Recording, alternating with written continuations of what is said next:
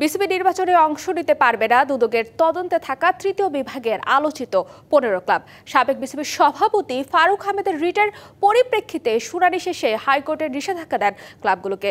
আদালত থেকে নির্দেশনা পেলে সে অনুযায়ী ব্যবস্থা নেবে বিসিবি নির্বাচন কমিশন। এছাড়া অবৈধ 5 মনোনয়নপত্র আপিলের পর বৈধতা পেয়েছে 2টি। আব্দুল্লাহ ফুয়াদ রেদওয়ান বৈধ হয়ে ঢাকা থেকে লড়াই করবেন বুলবুল ফাহিমের সাথে। বিসিবি নির্বাচনকে ঘিরে বাড়ছে জটিলতা। ক্যাটাগরি 1 ও 3-এ নাটকীয়তা কম থাকলেও জমে উঠেছে ক্যাটাগরি 2-এর খেলা। 30 ক্লাব কাউন্সিলরের মনোনয়নপত্র বৈধ হলেও সব হিসাব নিকাশ পাল্টে গেছে নতুন আরেক সমস্যায়।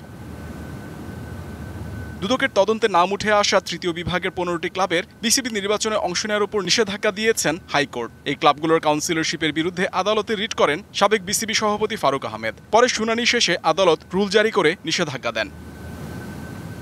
বাদ পড়া 15টি ক্লাবে ভাইকিংস ক্রিকেট একাডেমির ইফতেখার রহমান মিঠু, এক্সিওম ক্রিকেটার্স ক্লাবের ইসরাফিল খসরু পরিচালক পদে নির্বাচনে অংশ নেওয়ার কথা ছিল। মনোনয়ন বৈধ হলেও তাদের বিষয় কি সিদ্ধান্ত নেবে নির্বাচন কমিশন?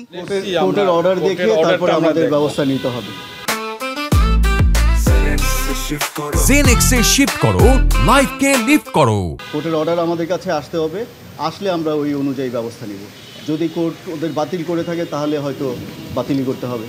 অবৈধ মনোনয়নপত্র নিয়ে আপিল ও শুনানি হয়েছে মঙ্গলবার। 5টি থেকে 2টি মনোনয়ন বৈধ ঘোষণা করেছে নির্বাচন কমিশন। ঢাকা থেকে আব্দুল্লাহ ফুয়াদ বৈধ প্রার্থী বিবেচিত হওয়ায় লড়াই হবে বুলবুল ফাহিমের সাথে। আমাদের রিটার্নিং অফিসার 3টা নমিনেশন পেপার বাতিল করেছিলেন। সেই 3টা নমিনেশন পেপার থেকে আমরা 2টি নমিনেশন পেপার বৈধ বলে ঘোষণা করেছি। SM আব্দুল্লাহ আল ফুয়াদ রেদওয়ান ওনারটা মঞ্জুর হয়েছে। আমি প্রত্যাহারের জন্য কোনো চাপ ফিল করছি না।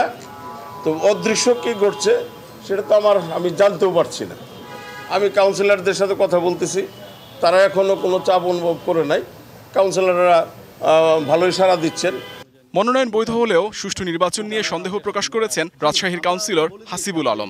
রাজশাহীর ভোটটা আমি ফেয়ার পাবো না, কারণ এখন পর্যন্ত 5টা যদি কাউন্সিলর ফোন বন্ধ রাখে, কোনো এক জায়গায় থাকে, তাহলে আমি কি করে মনে করব যে ইলেকশন ফেয়ার হবে?